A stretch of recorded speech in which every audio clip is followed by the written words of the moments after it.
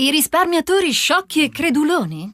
O la stampa locale non li ha informati? Leggi anche tu BPV Bugie Popolari Vicentine, il dossier che Giovanni Coviello ha consegnato alla Commissione d'inchiesta regionale sulle banche venete. BPV Bugie Popolari Vicentine, 180 pagine di fake news e inganni della banca. Ritira subito la tua copia nelle migliori edicole e librerie o vai sul sito shop.vicenzapiù.com, su Amazon o direttamente nella sede di Vicenza Più in strada Marosticana 3. Leggi BPV Bugie Popolari Vicentine per non farti ingannare mai più.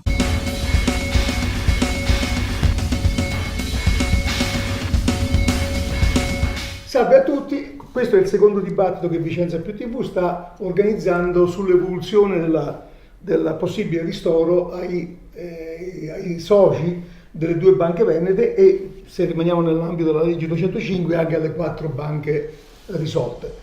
Oggi do il giorno, perché poi questo andrà anche registrato su YouTube. Oggi è 25 settembre, chiedo scusa per l'errore, 25 settembre. Abbiamo invitato a questi dibattiti praticamente tutte le associazioni, così come abbiamo fatto il 20 settembre quando abbiamo presentato in esclusiva la bozza del decreto attuativo della legge 205. Qualcuno ha cercato di ostacolare quella presentazione. Abbiamo invitato tutti, e quando dico tutti intendo tutti, e tanto per essere chiari anche le associazioni che sono state contrarie alla 205, cioè Coordinamento Banche di Don Torta e noi credevamo nella Banca Popolare di Vicenza, le abbiamo invitate pubblicamente, le ho invitate per email. Ad oggi non c'è risposta e quindi speriamo che vogliono venire a parlare ai loro soci associati anche da questa TV, in modo da poter esprimere liberamente il loro pensiero, cosa che hanno cercato di impedirci invece il 20 agosto, quando noi non potevamo esprimere il nostro pensiero, volevamo presentare un documento su cui tanti blateravano senza averlo in mano.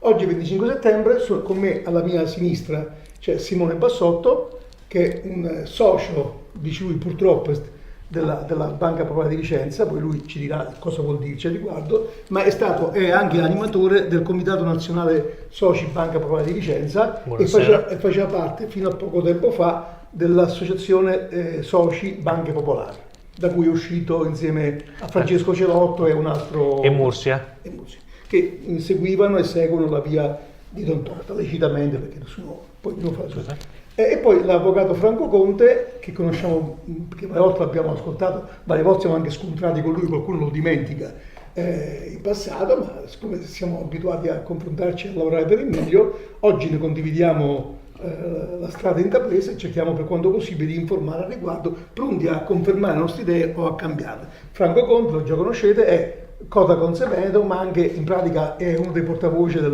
del coordinamento delle banche associate per il fondo. Certo.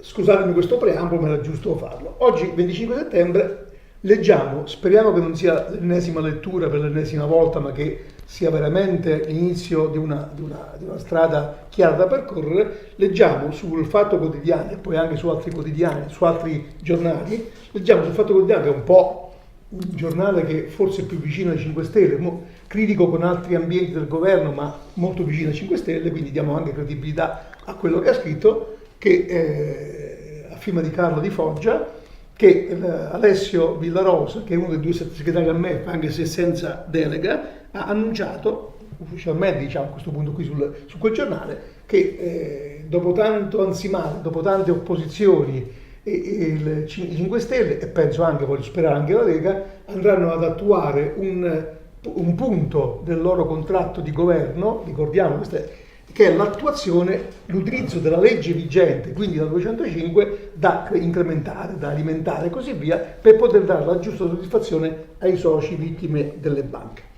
Ha detto che partirà questa legge, che verrà fatto il decreto attuativo, che speriamo che non ritardi ulteriormente per altri ostacoli frapposti. Doveva essere emanato il 30 di marzo, a me risulta che fosse pronto e il governo del PD, la maggioranza PD non lo emanò, l'ha lasciato in eredità all'attuale governo, che a tutt'oggi prima ha avuto un voto per rinviarlo al 31 di ottobre, poi questo emendamento c'è stato un emendamento successivo, che adesso è quello che è passato con la milleproroghe, è rinviato al 31 di gennaio. Ma questi impegni questo emendamento è stato anche corroborato dalla decisione di rimborsare, ristorare i possessori di un loto ACF, quindi circa 80 soci in tutto tra veneti e non veneti, ma intanto è importante che si cominci. Di Rosa cosa ha detto? Attuiamo la legge come da programma e la dotiamo con i soldi dei fondi dormienti come da programma e come da legge, che sono dei fondi che lo stesso giornale conferma quello che abbiamo anche scritto, attingono a un importo. Noi abbiamo scritto 1.574 milioni,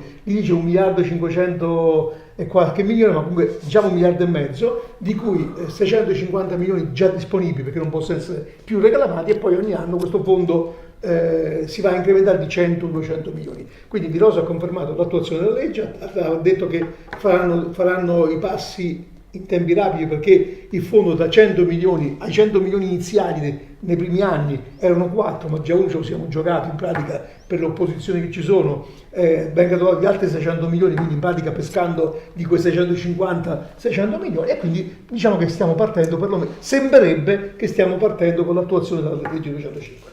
Simone Bassotto, il preambolo era per collocare questo dibattito, l'altra volta stavo ancora sperando che ci fosse una voce ufficiale, prendiamo per ufficiale quella di Vita Rosa, sperando che Giovanni Tria, che è poi quello che apre o chiude i cordoni della borsa, attui perlomeno questa parte del programma di governo, del contratto di governo.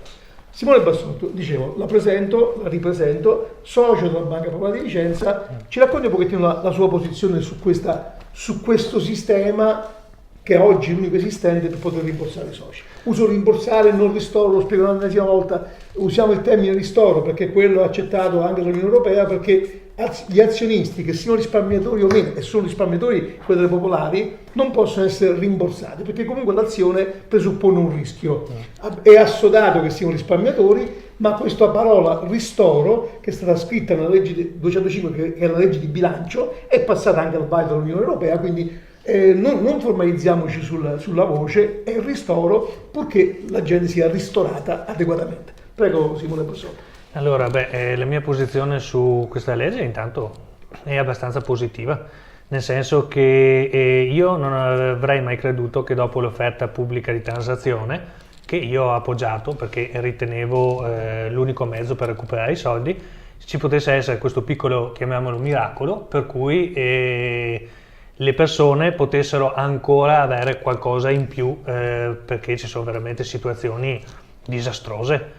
E io ancora sono riuscito a salvarmi perché ho diversificato, però ho investito anch'io parecchio. Lei ha aderito all'offerta di transazione? Sì. Quindi conferma da rappresentante di un'associazione, ma anche da socio, che questa legge comprende anche chi ha aderito alle transazioni. Sì. Che, come, ripeto, c'è chi ha urlato per tanto tempo dicendo che escludeva chi aveva transato, lei me lo conferma che è compreso chi ha transato? Sì, almeno dalle ultime notizie è compreso, e penso sia giusto anche così, perché non ci sono risparmiatori di serie A e risparmiatori di serie B, ci sono risparmiatori e basta che sono stati ingannati. Vabbè, questo era tanto per così lei ha una doppia voce, socio truffato per un importo anche consistente. Sì. Non so se vuol dirlo, ma se lo dice forse anche 130.000 euro. Non un'azione, no? Purtroppo. E quindi che ha pagato a valore abbastanza consistente, sì. non l'ha comprata 20 anni fa. Sui 50 e rotti. Lei è in carico a 50 euro, cioè ha tirato fuori per ognuna mediamente 50 euro, l'ha tirato fuori 10 euro o 2 euro. Lo dico perché chiunque può difendere i soci, la tutela del socio non è demandata soltanto ad altri soci, ma lui è uno che tutela i soci, ma ci ha anche rimesso veramente personalmente fino ad oggi. Ha aderito alla transazione e come scritto nella legge 205 è possibile aderire a questo, è possibile attingere a questo fondo, chiaramente defalcando quando verrà deciso l'importo che è già percepito. Avvocato Franco Conte, questa situazione è una vittoria per i soci, indubbiamente, oggi è innegabile. Se viene, io metto sempre un se verrà confermato o addirittura migliorata, ma anche una vittoria delle associazioni che hanno lavorato per ottenere questa legge e hanno subito qualche insulto al riguardo quando l'hanno promossa. Devo dire che anche le dichiarazioni di sabato scorso del segretario Bitonci e queste di ieri oggi. Sì, oggi sono sui giornali di ieri. Sì, del sottosegretario Villarosa sono un fatto importante. Sono un fatto importante perché 2 settimane fa, neanche 10 giorni fa, in sede di quel dibattito del mille proroghe, che è un'enorme locomotiva dove si caricano una serie di problemi da risolvere, appunto mille proroghe si chiama, è stato inserita un emendamento che spostava dal 31 di ottobre di quest'anno al 31 gennaio dell'anno 21 la pubblicazione del decreto di attuazione della famosa legge 205, che è di pubblicazione che è un fatto necessario, lo dico alle persone, cioè la legge prevede alcune cose, ma se non esce questa pubblicazione restano lì. Solo la pubblicazione renderà operativa quella legge. La legge già è pubblicata sulla Gazzetta Ufficiale. La legge è vigente. La legge dal è 1 vigente. di gennaio 2018. Perfettamente. Per essere resa operativa c'è bisogno di un regolamento attuativo o decreto attuativo. Di un regolamento che doveva essere, esatto. Che per noi è tutto chiaro, però che doveva essere pubblicata entro il 30 marzo 2018.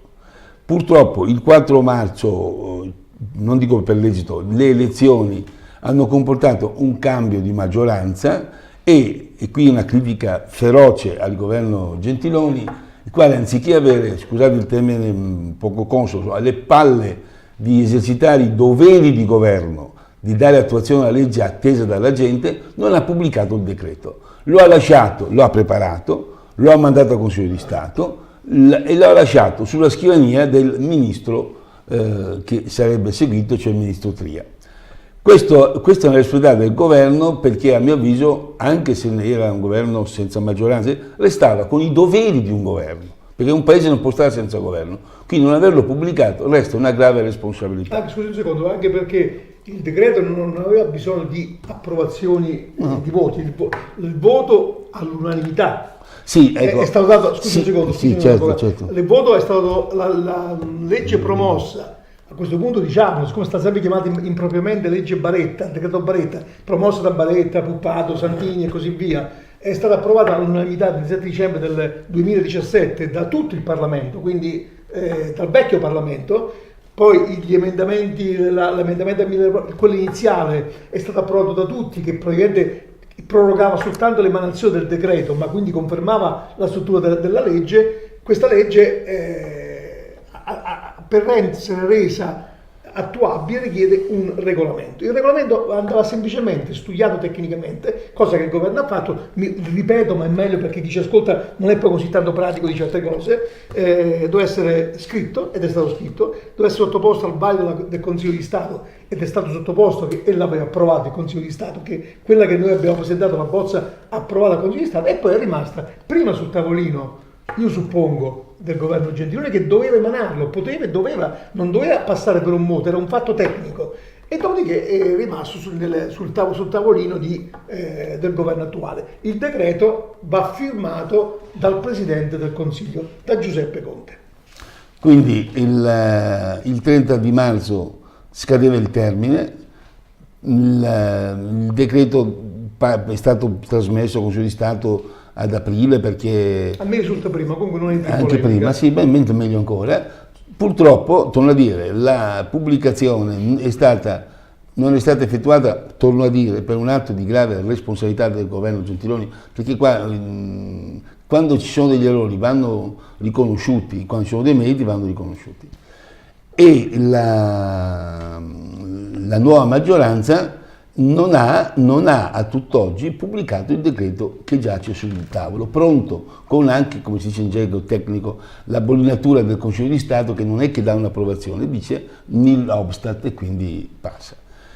Perché opportunamente richiamo questo aspetto? Perché questo decreto pronto è un punto di svolta importante, in quanto dà alla legge 205 i contorni operativi. E allora che cosa sono questi contorni operativi? Per esempio, precisa che compete al risparmiatore che ha subito un danno ingiusto il ristoro al 100%. Cioè anche qui devo sgridare un po' anche il collega Spessotto, che così ma è adeguato. No, abbiamo già una legge vigente che fissa che il ristoro del danno ingiusto subito è il 100%. Il danno ingiusto subito qual è? È rapportato il danno ingiusto è o quanto... Il danno ingiusto subito non è l'azzeramento del valore delle azioni, perché se avessero spinto le azioni come hanno fatto alle quotazioni marziane a 100 euro, io non ho subito il danno di aver perso 100 euro di un soufflé gonfiato da dati di bilancio magari falsi. Io ho il danno subito che cos'è? I soldi che ho portato in banca per comprare le azioni. Più rivalutazione e interessi. Dopodiché il decreto che c'è pronto sul tavolo per la firma prevede che il danno subito va rivalutato del tasso di svalutazione e dal momento della messa in mano un dato tecnico degli interessi legali.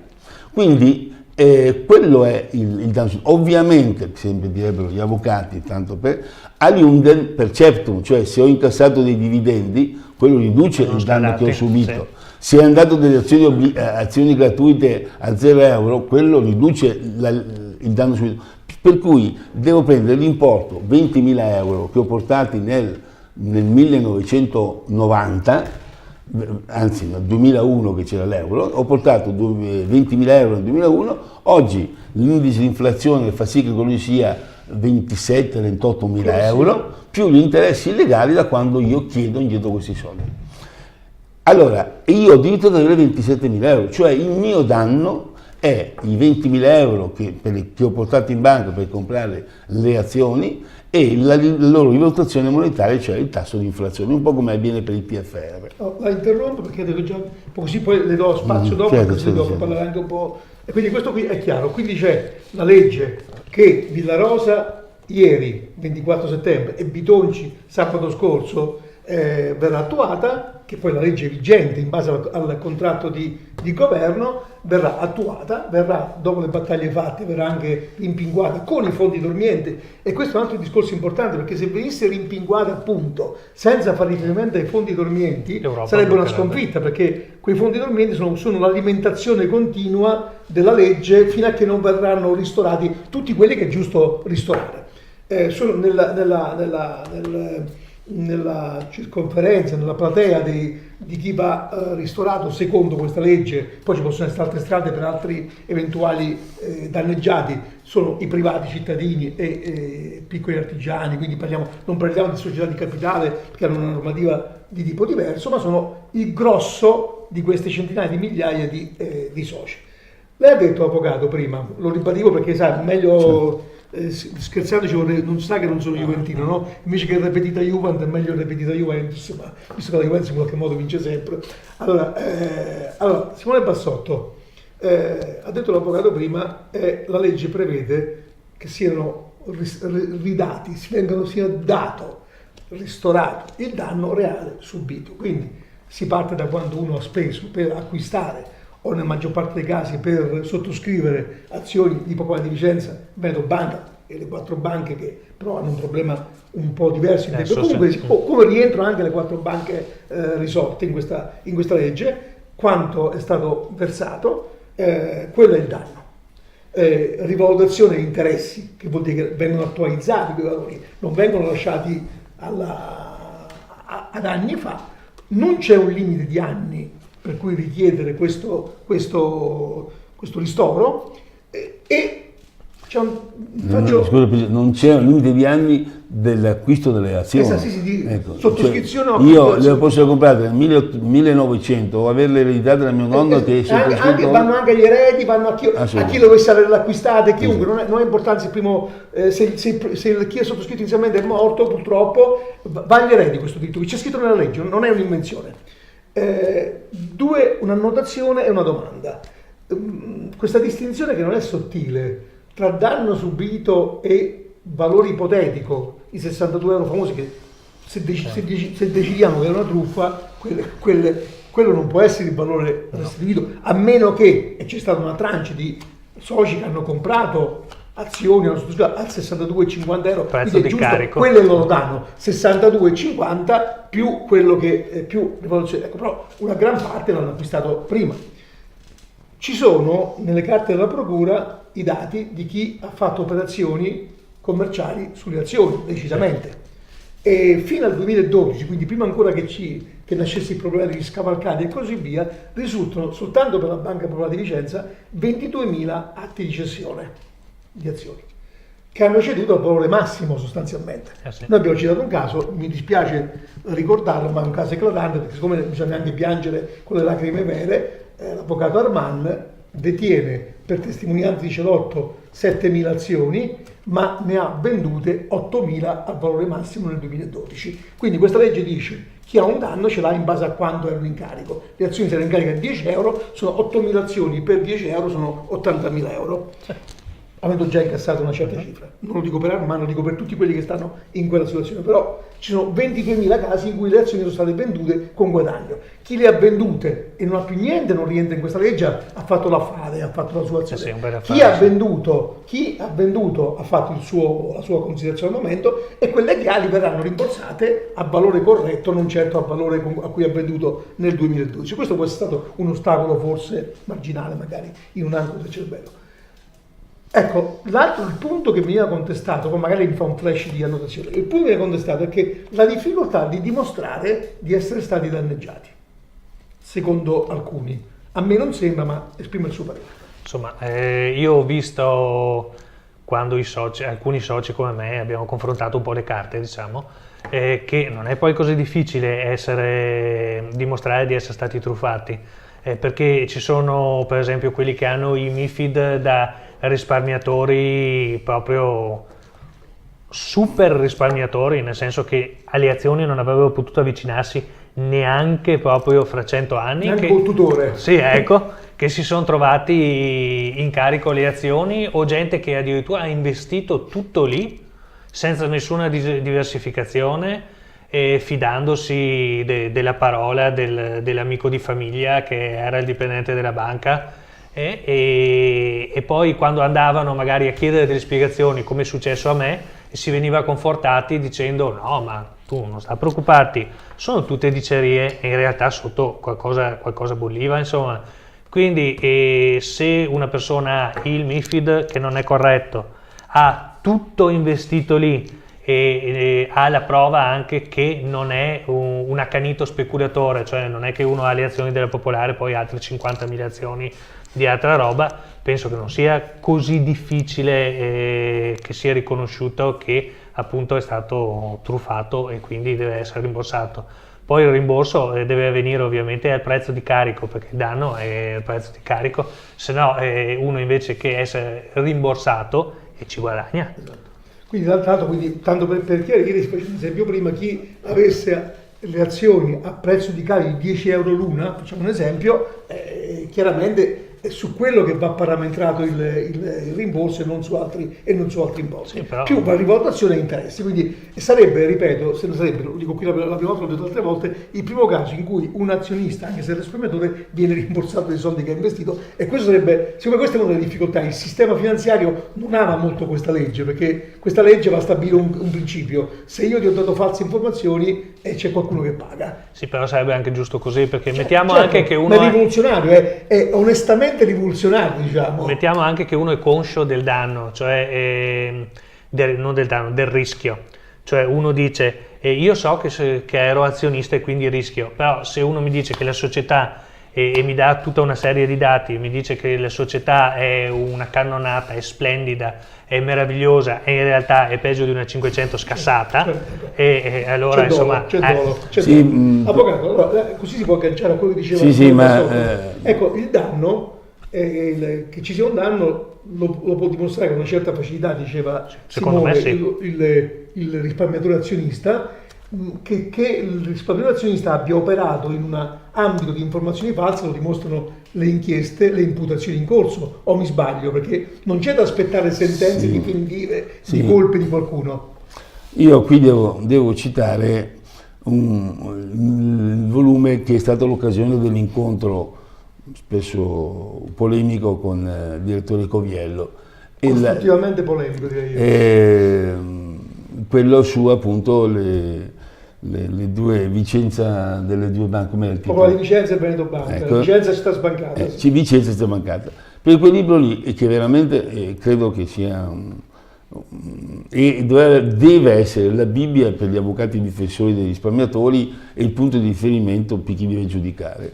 In quei libri lì sono proprio riportati i passi di questa drammatica situazione che rappresentano quello che è stato definito la facilità di dimostrare l'inganno, perché non è tanto sul MiFID che c'è agli atti, non è tanto sulla banca che... cioè, questa legge dice che il danno è ingiusto quando è risultato di una informazione non trasparente, non corretta, non adeguata, peggio ancora fasulla. E il comma c'è 1106 della legge. Esatto. Cioè lo dice chiaro, dice che cosa qualifica il danno ingiusto? Il mancato rispetto dell'obbligo di correttezza, trasparenza, informazione. Allora, quando per esempio la banca non mi informa nell'agosto del 2011 che ha perso un trattino e si sta avvicinando... Scusi la correggo, che quella libro... Sì, bravo, già agosto 2010, sì.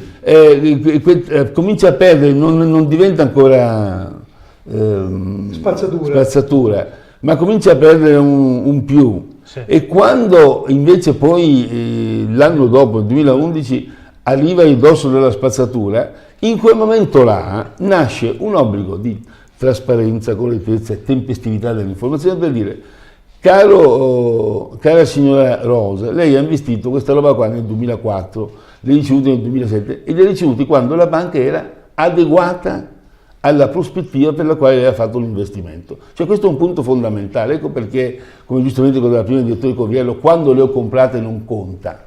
Ma in molti, tra l'altro, è un mondo meraviglioso, nelle mie centinaia, ormai quasi migliaia di colloqui con gli interessati, emerge questa ingenuità che apprezzavi. Dice, avvocato, io ho fatto ricorso all'ACF e ho chiesto solo i 14.000 euro che ho comprato nel 2012. Me li ho prima presi nel 2004, ma allora la banca andava bene e quindi per quelli non l'ho chiesto. Ecco. Cioè, no, il problema è questo: io li posso aver comprati o ereditati dal Novecento.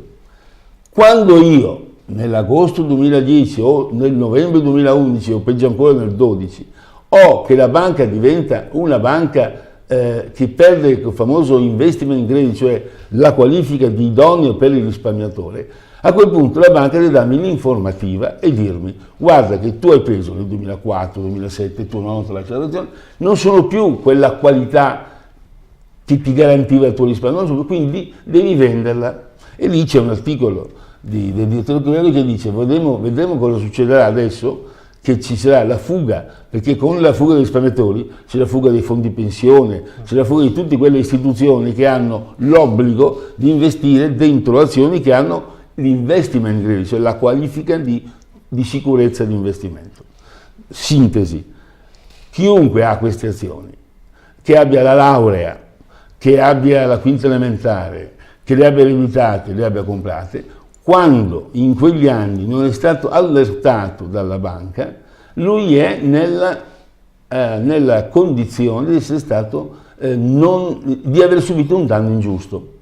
Da segnalare che la banca, per fatti concludenti, cioè per quello che è emerso, cioè, non poteva avvisare di questo, perché anzi ha fatto un'altra cosa. Nel 2013, quando già era spazzatura, ha portato a termine 2 aumenti di capitale a prezzo massimo e questi aumenti di capitale erano essenziali per stare operativo, per stare dentro i ratios, eccetera, però per poter vendere questi, da una parte doveva impedire che ci fosse la fuga delle azioni, quindi era costretta, e sono emersi dagli atti, le disposizioni della direzione generali a capo, non disincentivate la vendita e spingente per gli aumenti di capitale. Quindi la banca non ha, se ha fatto qualche avviso, l'ha fatto per sbaglio qualche direttore di banca, ma la banca aveva dato disposizioni in cui la truffa di massa.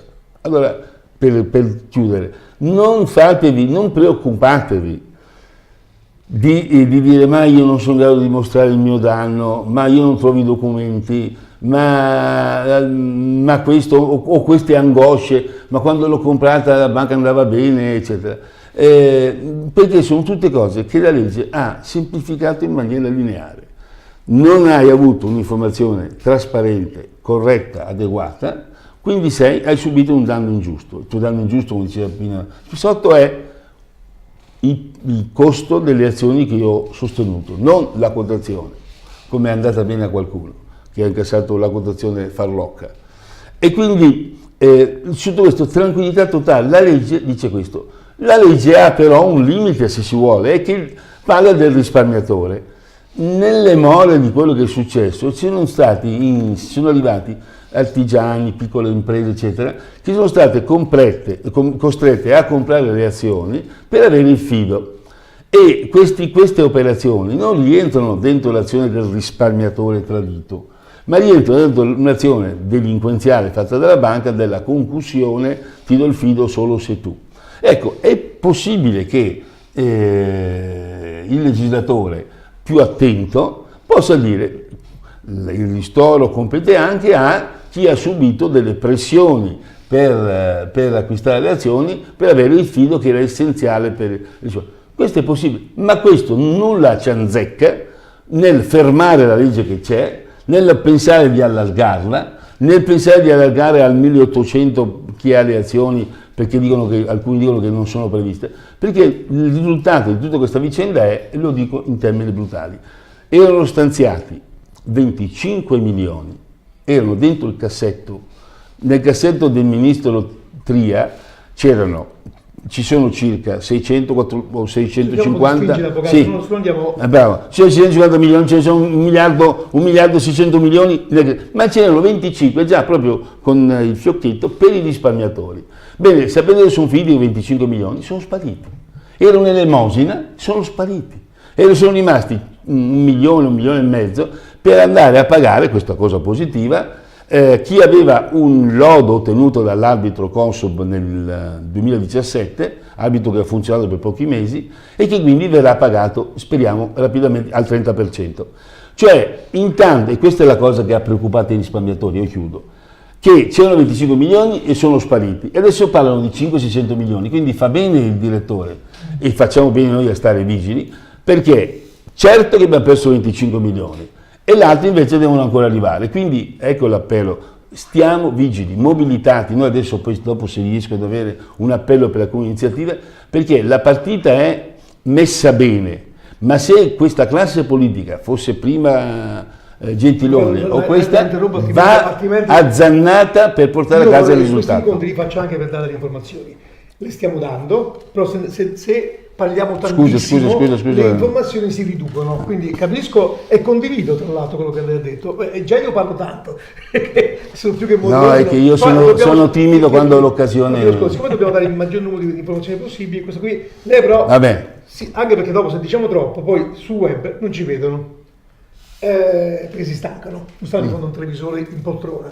Allora, le ho detto, estraggo, così anch'io mi dilungo, spero di no. Intanto sono stati persi 25 milioni, si diceva che erano pochi, si sosteneva che dovevano essere incrementati, e in attesa che fossero incrementati sono stati persi perché verranno liquidate giustamente soltanto 83 persone che hanno avuto il loto, giustamente dico, ma e per giunta verranno liquidate al 30%, siccome un loto mediamente, l'abbiamo scritto noi, mi cito, viene dato generalmente al 50%, vuol dire che percepiranno il 15% del danno. Comunque l'importante è che si parla. Niente di male se è un anticipo. La parola. No, se è un stacco il microfono come si fa nelle trasmissioni TV, se no non la finiamo più.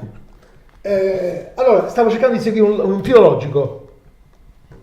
Allora, intanto, problemi etici, nessuno, perché questa legge stabilisce che chi ha subito un danno debba essere ristorato, e non è importante l'anno, perché come ha fatto notare prima l'avvocato Conte e come ha detto anche Simone, per un certo numero di anni, fino a che la BCE non l'ha impedito perché doveva normalizzare le banche, e per certi aspetti era anche utile, ma questo è un discorso troppo lungo, esisteva un fondo di riacquisto azioni proprie di centinaia di milioni. Quindi il socio, la signora a cui accennava lei, che non aveva fatto la domanda per l'ACF perché le azioni, una parte le ha fatte perché le aveva comprate dopo, una parte non l'ha fatto perché quando le aveva comprate la banca stava bene, non è vero, perché se avesse saputo che la banca stava andando male, e poi l'anno in cui ha cominciato ad andare male viene collocato alcuni addirittura al 2001 se non prima, ma questo discorso non ci allunghiamo neanche qui. Se avesse saputo probabilmente avrebbe chiesto di vendere, e se avesse chiesto di vendere tecnicamente c'era lo strumento per poterlo fare, perché c'era un fondo di riacquisto azioni proprie. Questo fondo di riacquisto azioni proprie a un certo punto è andato ai beni informati, perché non è vero che la banca non ha informato correttamente tutti i soci, non ha informato correttamente gran parte dei soci, altrimenti non esisterebbe il problema degli scavalcati. Chi sono gli scavalcati? La controparte sono stati scavalcati da alcuni privilegiati che hanno nomi altisonanti a Vicenza e anche a Roma e in altri posti, che hanno saputo per tempo che la banca era messa male e hanno venduto le azioni, chi 6 milioni, chi 300.000 di euro, nomi notissimi. Uno è anche indagato, è tra gli imputati anzi a questo punto, perché hanno venduto prima di chi ne aveva diritto a prezzo massimo. Quindi togliamoci questa remora, perché se truffa c'è stata riguarda tutti, anche quelli che potevano vendere e non hanno venduto. Penso che lei concordi su questo aspetto. Sulla faccenda della mancata informazione, l'altra si dice ma il danno è difficile da dimostrare. Riassumo i discorsi: oltre a MiFID è tutto vero, tutto corretto, c'è una inchiesta, c'è un processo, ci sono 2 processi in corso, uno sul Popolare di Vicenza e un altro su Veneto Banca. Gli indagati non sono più indagati, non sono colpevoli fino a che qualcuno non li condannerà, ma sono imputati di reati precisi. Vedremo chi è colpevole, ma i reati sono stati commessi, quindi, e specialmente quelli di gestione, di controllo, Banca d'Italia, eccetera, eccetera. Quindi qui io direi chi vuol recuperare il suo denaro si sbrighi a farlo. Importantissimo, e poi ripasso l'ultimo giro agli ospiti, importantissimo, come dicevano i miei ospiti, di pressare, perché se questa azione fosse stata fatta, io dico in maniera concorde fra tutte le associazioni, senza che prevalessero interessi di alcuni rispetto ad altri, senza che prevalessero gli interessi di alcuni avvocati che hanno migliaia di rappresentati, e poi fra pochi giorni scriveremo quali avvocati e quanti clienti hanno guadagnandoci su. Probabilmente questo processo sarebbe cominciato, non il processo in tribunale, ma il processo di far arrivare i soldi sui conti della gente sarebbe cominciato prima. Non si sarebbero persi 25 milioni, che erano pochi, ma sono persi anche quelli, e forse la pressione avrebbe portato a dire: signori, tutto, e cominciamo e andiamo avanti. Quindi questo è una cosa, chi ha preso questa strada se ne assuma le responsabilità. Questo non vuol dire che deve suicidarsi, vuol dire che c'è tempo, perché chi la pensava diversamente, magari anche in buona fede, perché non tutti sono in malafede, per carità, perché anche possono essere in malafede o non informati alcuni trascinatori, ma sicuramente le persone che seguono i trascinatori molto probabilmente sono anche in buona fede, hanno dato fiducia a qualcuno, e se sono le stesse persone che hanno dato fiducia, io questo lo sto scrivendo varie volte, a Zonin, è possibile che ci siano ricascati nel dare fiducia alle persone sbagliate o che avevano informazioni sbagliate. Se come è questa legge che non doveva partire sta partendo, se come è questa legge verrà finanziata che già con un importo maggiore, anche chi avesse sbagliato tra i leader, chiamiamoli così, brutto termine, che non ci dovrebbe essere leader quando si tutelano dei cittadini per interessi pratici, e qui non c'entra la politica, è proprio chi avesse sbagliato nel prendere posizione, fa in tempo, ampiamente in tempo, per rimettersi in carreggiata e dire: siccome questo strumento, chiunque l'abbia ottenuto, ci consente di rientrare del maltolto, noi ci mettiamo insieme per fare in modo che le promesse adesso finalmente vengano rispettate. Perché se 500 milioni sono ancora oggi una promessa, 600 milioni sono ancora una promessa, facciamo in modo che intanto sia una verità, e poi che vengono continuamente. Io ho dato sul nostro sito, ho messo un indirizzo, fondo soci Banche Venete @vicenzapiù.com, a cui si possono chiedere informazioni, ma ho anche invitato i soci delle banche a mandare 2 righe rispettose, serene ma ferme al Presidente del Consiglio. C'è sul sito nostro, ma c'è anche sul sito del governo, 2 righe che dicano: caro Presidente, tu hai il decreto sul tuo tavolo, quel decreto è approvato, il tuo Parlamento tutto è favorevole, i sottosegretari hanno detto che bisogna fare, caro Presidente del Consiglio, cosa stai aspettando il 31 di gennaio? Vuoi aspettare che qualcuno alzi il dito per prendere quei soldi e metterli da qualche altra parte? Ecco, io a questo punto la responsabilità è anche del Presidente del Consiglio Conte. Se ci fosse una mobilitazione di massa dei soci, probabilmente qualche decina di migliaia di mail forse potrebbero, più pacifiche della mail, non c'è nulla, vengono mandate. Ne abbiamo pubblicata una di una vittima e quindi decidete voi cosa fare. Ultimo giro, poi dopo tanto il 1° ottobre abbiamo un altro incontro e mi fa piacere che finalmente un'associazione che fa riferimento a quella di Don Torta, l'associazione di cui lei faceva parte, Soci Banche Popolari e Venete, ha aderito. Quando non sapevo che faceva parte del... No, ma nel senso che noi abbiamo quando l'ho saputo sono noi abbiamo invitato tutti. Ci fa piacere che il 1° ottobre sarà presente qui un esperto come il dottor Riccardo Federico Rocca, questo già ve lo posso confermare, e ci sarà anche il vicepresidente dell'associazione di cui faceva parte, il Biazzo, che ha dato la sua adesione tramite il professor Guidotto, perché io vorrei sentire anche altre voci che magari questi convincimenti che mi sono fatti possono essere sbagliati. Noi abbiamo sempre invitato tutti. Poi se Don Enrico non ha tempo, se Arman non ha tempo e se Ugone non ha tempo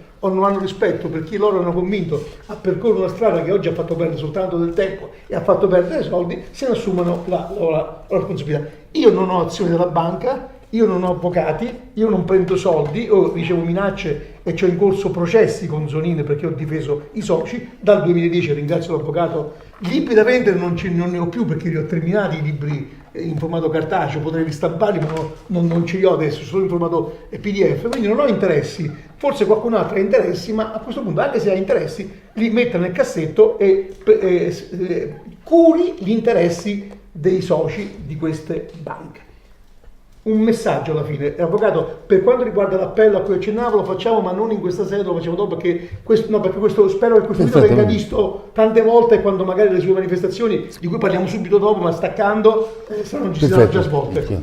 Allora, l'appello mio è quello, prima di tutto, di seguire le notizie, di seguire Vicenza Più, non perché sono invitato, ma ecco, perché io sono pentito di non aver seguito dal 2010, perché magari mi sarei salvato. L'ha detto anche Luca Canale questa cosa l'altra volta. E soprattutto di seguire il buon senso, cioè se ci sono associazioni come l'associazione dell'Avvocato Conte che si battono per i risparmiatori in maniera concreta e invece di snobbare, di certe volte anche insultare, che io veramente l'insulto, guardi. Beh, di insulti su Facebook ne sto ricevendo una quantità. Però sono veramente quelli che lo fanno, dovrebbero solo vergognarsi. Ecco, dovrebbero avvicinarsi a queste associazioni, vedere prima come operano, come difendono i risparmiatori. E io non sono associato a associazioni, quindi non è che stia facendo uno spot per qualcuno, però io vedo che l'Avvocato Conte, come le associazioni che sono unite per il fondo, ci hanno messo l'anima per difendere i risparmiatori e per difendere anche me, che sono un risparmiatore. Quindi io non posso altro che ringraziare e invitare la gente a usare il buon senso e a seguire le persone che concretamente fanno atti a difesa dei risparmiatori e delle banche, non solo slogan. Prima di passare la palla, perché do l'onore all'avvocato di chiudere questa l'onere. Tanto lo ringrazio per lui è un socio, non è avvocato, è un socio.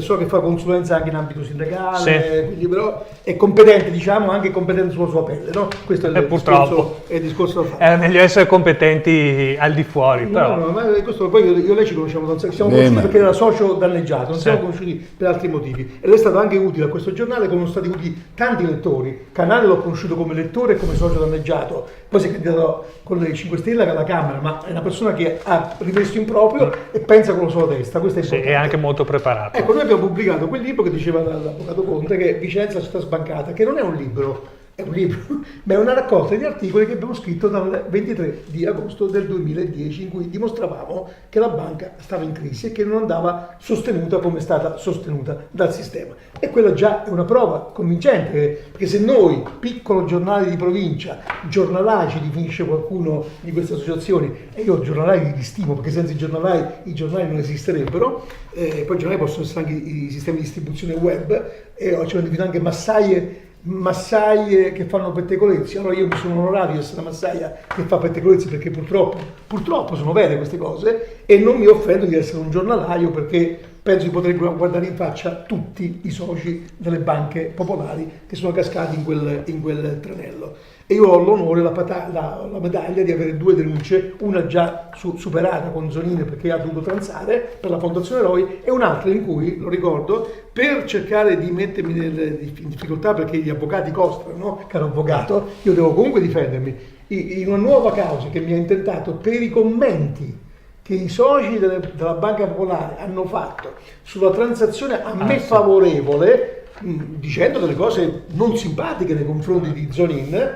Il PM di Vicenza ha chiesto l'archiviazione, il giudice, che guarda caso è lo stesso che del processo Venditti, io ci dico una cosa che il mio avvocato disapproverà sicuramente, per dimostrare, perché non è attaccabile la mia posizione per un articolo in cui non ho offeso nessuno, soltanto nella mia pagina Facebook, ci sono i commenti forse per dimostrare che non c'è malanimo a Vicenza contro Zonin, non solo non ha accettato l'archiviazione, ma ha chiesto al PM di indagare sui soci della Banca Popolare di Vicenza che hanno offeso il Cavalier Zonin. Quindi questi soci qua, io lo dico all'avvocato, questi soci qui che hanno espresso pareri qualche volta inurbani, diciamo così, quindi di per sé criticabili, ma contro qualcuno che sicuramente è identificabile con chi gli ha tolto del denaro, rischiano di essere indagati e puniti loro piuttosto che chi ha creato questi danni.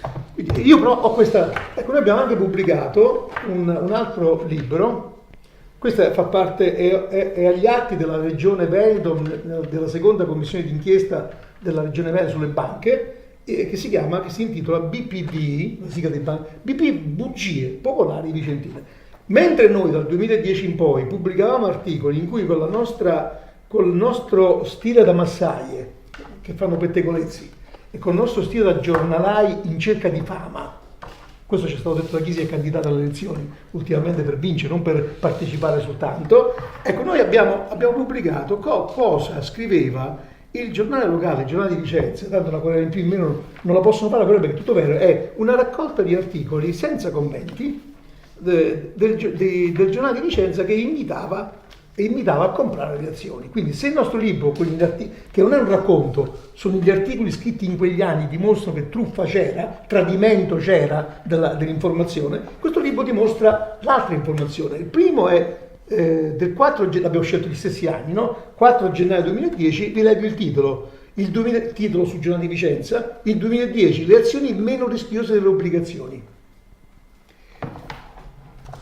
L'ultimo, prendiamo proprio l'ultimo, no? L'ultimo di quello che abbiamo scelto. Allora, azioni mai sotto i 38,40. Sì, Sorato questo. Allora, ha già visto c'è una cosa qui. Allora, soci istituzionali. Xausa, sindacalista Fabi, noi sosteniamo il Polo Veneto, va bene. Variati, il nostro ex sindaco, tuttora membro della CDA di Cassa Depositi e Prestiti, che dice io ho fiducia. Zigliotto, non vendo. Vi faccio notare che Zigliotto è tra gli indagati, tra gli imputati, e ha incassato 6 milioni di euro dalla vendita di azioni scavalcando altri. Zuccato, anche lui presidente di Confindustria, anch'io ho comprato 3 mesi fa a 62,50. Questo è il giornale di Vicenza. C'è qui sempre negli ultimi, adesso mi sfugge la pagina, in cui Marino Smithel, che è un collega che ne sa più di me di economia, diceva, 2015, certamente non è questo il momento di vendere. Allora, valutate voi, questo è il libro, questo è ancora acquistabile, questa è una prova di quanto i soci siano stati tratti in inganno anche dai mezzi di comunicazione locale, invitandoli a comprare o a non vendere. e c'è tutto il sistema politico e imprenditoriale vicentino, perché dico Variati perché simboleggia il sistema politico vicentino, e dico Zigliotto perché era il presidente di Confindustria Vicenza, e dico Zuccato perché era il presidente di Confindustria Veneto, entrambi nel CDA, Zigliotto e Zuccato, di Banca Popolare di Vicenza, mentre Variati, per aver capito così tanto di banche, oggi è nel consiglio di amministrazione di Cassa Depositi e Prestiti. Questa volta lo sprologo l'ho fatto io, ma anche uno sfogo, no? Quindi io sono una massaia orgogliosa di occuparmi di pettegolezzi, peccato che siano veri, e sono un giornalaio in cerca di fama, ma vorrei risolvere la fame dei soci. Prego, avvocato. Allora, un appello è questo: io ricevo tante persone e vedo che la preoccupazione di fondo è quell'avvocato tanto tempo, cioè c'è questa sfiducia diffusa, questi annunci che accendono per un momento, poi dopo si ricade nella depressione. Ecco, io lo dico chiaramente a tutti voi con questo documento, perché la cultura che viviamo noi oggi, il metodo di comunicazione che viviamo oggi è il social, e lo si utilizza per colpire con avvisi violenti, immediati, semplificanti, che hanno successo. E però dobbiamo imparare a usare i social anche a rovescio. Ma tu hai detto questo, cioè, ma tu hai fatto queste semplificazioni che ha portato a questo guaio? Cioè noi dobbiamo usare lo strumento in ricevere, ma anche in dare. Conclusione. Io prendo un impegno davanti a voi che è il seguente.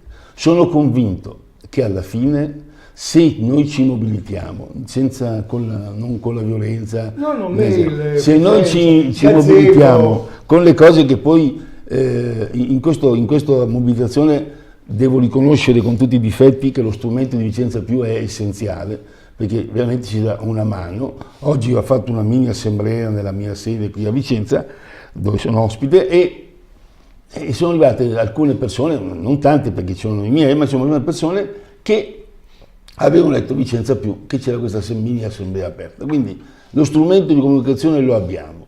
Io vi dico, e poi verrà riprodotto se io dico delle bugie, noi ce la faremo a portare a casa, basta che non si cominci a parlare, come ha fatto qualcuno. Basta una percentuale, anche una percentuale. Basta che non cominci a passare il concetto, 30% meglio piuttosto che niente. Cioè, noi abbiamo un problema fondamentale, che non è un problema da San Vincenzo. Poaretto, che ha perso i schei e se malà, non c'ha i soldi per la badante, diamogli i soldi. Questo è bello, è veneto, è solidale, ma non è quello che vogliamo noi, perché qua c'è stata una partita che ha offeso la dignità del risparmiatore, e la legge che c'è ai banchi, che è stata votata da tutti, è il decreto che poi ha fatto Baretta con Padoan, è una legge che assicura il ristoro a tutti del danno ingiusto subito. Quindi su questo nessuno può fare passi indietro,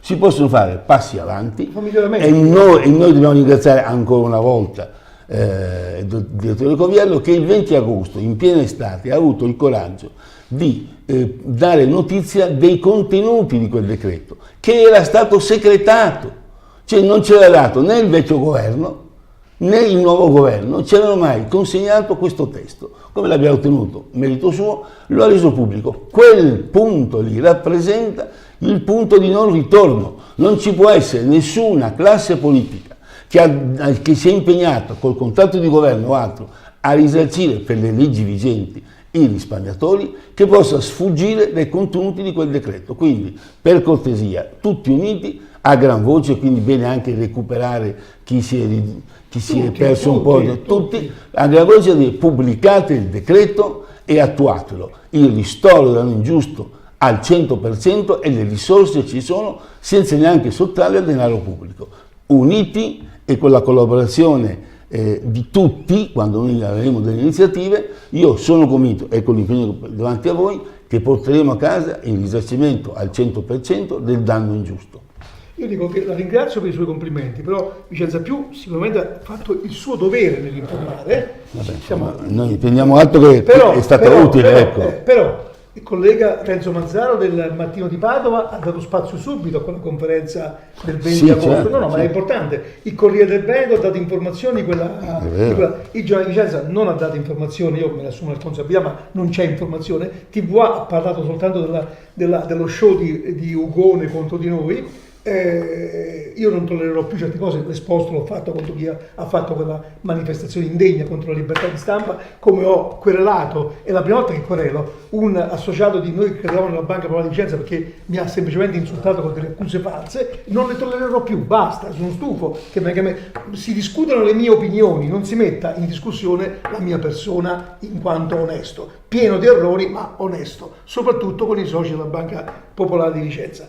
Detto questo, oggi ne ha parlato il Fatto Quotidiano. Nel milleproroghe sfido qualcuno di voi a trovare pezzi, articoli sull'aspetto del ristoro ai soci delle banche.